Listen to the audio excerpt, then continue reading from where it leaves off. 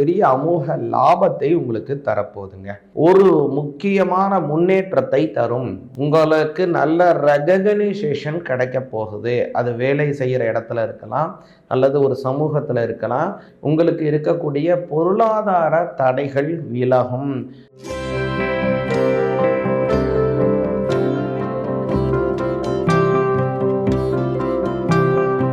சிவாய நமஹ. திருச்சிற்றம்பலம். வான்முகில் வளாது பெய்க மலிவலம் சுரக்க, மன்னன் கோன் முறை அரசு செய்க குறைவிலாது உயிர்கள் வாழ்க, நான்மறை அறங்கள் ஒங்குக நல் தவம் வேள்வி மல்குக, மேன்மை கொள் சைவ நீதி விளங்குக உலகம் எல்லாம். சிவாய நமஹ. சிவாய நமஹ. கடகராசிக்கு பார்த்தீங்கன்னா இந்த வருடத்தில் ரொம்ப சிறப்பான ஒரு நல்ல விஷயம் ப்ளஸ் அப்படின்னு பார்த்தீங்கன்னா சூரிய பகவான் தான். ஏன்னா அவங்களுடைய 2ஆம் ஆதிபதியாக இருப்பவர், அதாவது தனஸ்தானத்திற்கு ஆதிபத்தியம் கொண்டவர்.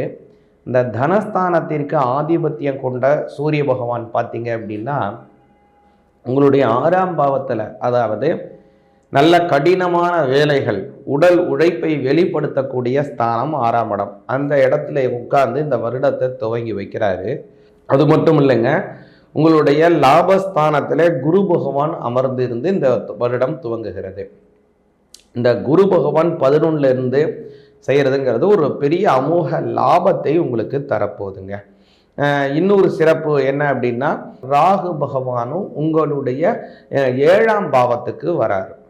கேது பகவான் உங்களுடைய 8ஆம் பாவத்துக்கு வராருங்க. இதில் என்ன முக்கியமாக நீங்கள் கவனிக்கணும் அப்படின்னா, எல்லா கிரகமும் அதாவது நேர்கதியிலே தான் செல்லும். அதாவது மேஷம், ரிஷபம், மிதுனம், கடகம், சிம்மம், கன்னி, துலாம், விருச்சிகம், தனுசு, மகரம், கும்பம், மீனம் இப்படின்னு தான் போகும். ஆனால் ராகுவும் கேதுவும் பார்த்தீங்கன்னா எப்போதுமே பின்னோக்கி தான் போவாங்க. மீன ராசி, கும்பராசி, மகர ராசி, தனுசு ராசி, விருச்சிக ராசி, துலா ராசி, கன்னி ராசி, சிம்ம ராசி, கடக ராசி அப்படின்னு பின்னோக்கி போவாங்க. அது மாதிரி இப்போ உங்களோட கடகராசியாகிய உங்களோட 2ஆம் பாவத்திற்கு கேதுவும், அஷ்டமஸ்தானம் அப்படின்னு சொல்லக்கூடிய 8ஆம் பாவத்திற்கு ராகுவும் வராருங்க.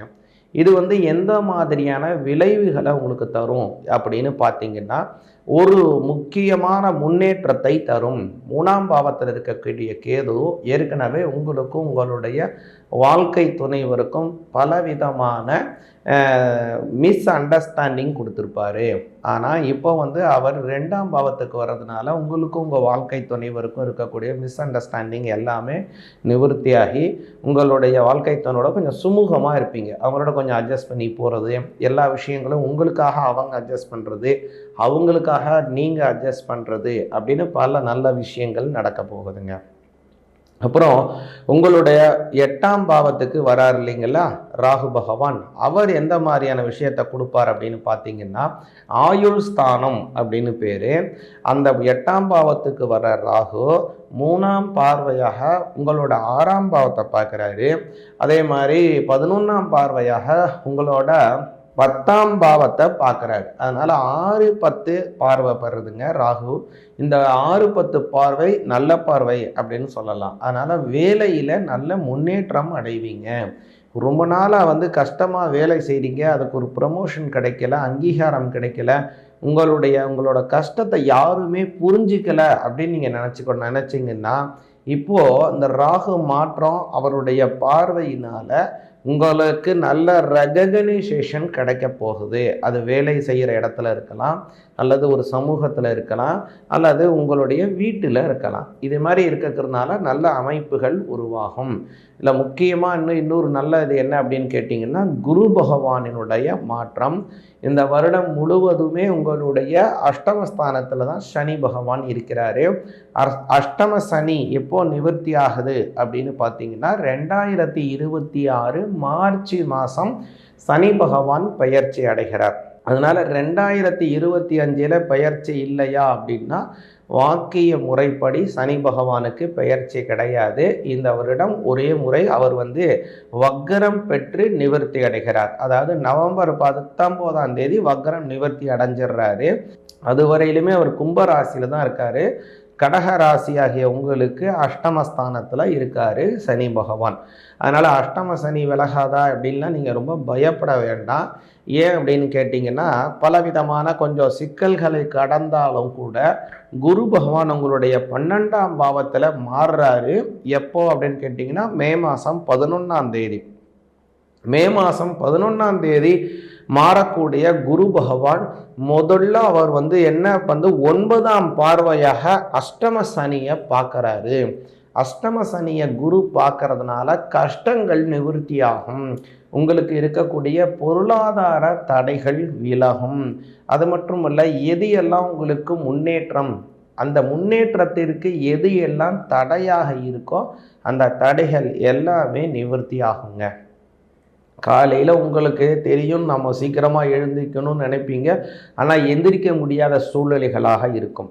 அதற்கு இந்த இடத்துல யார் முக்கிய தடைனா, உங்களுக்கு நீங்களே முக்கிய தடைவியாக இருக்கீங்க. இதற்கு ஆத்தியாத்மிகம் ஆன தடை அப்படின்னு பேர். ஆத்தியாத்மிகம், ஆதி தெய்வீகம், ஆதி பௌத்திகம் அப்படின்னு 3 விதமான தடைகளை இருக்குங்க.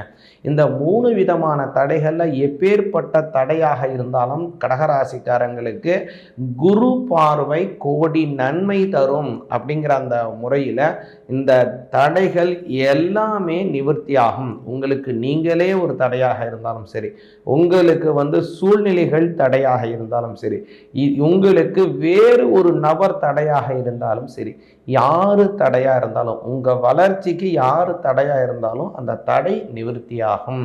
அஷ்டம சனியினால் ஏற்படக்கூடிய உபாதைகள் நிச்சயமாக குறையும்.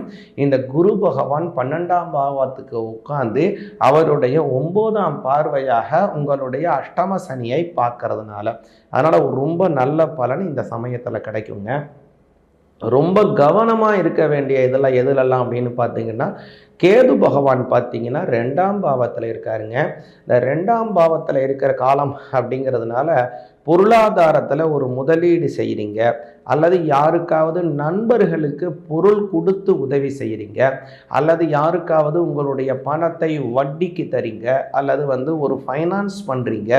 ஏதோ ஒரு விஷயத்தில் ஒரு ஃபைனான்ஸ் நான் பண்ணுறேன், நீ பொருளை நான் போடுறேன், நீ மேன் பவர் செஞ்சு செயல்படுத்து அப்படிங்கிற சூழ்நிலையை ஒருத்தரோட கூட்டு தொழில் பண்ணுறீங்க.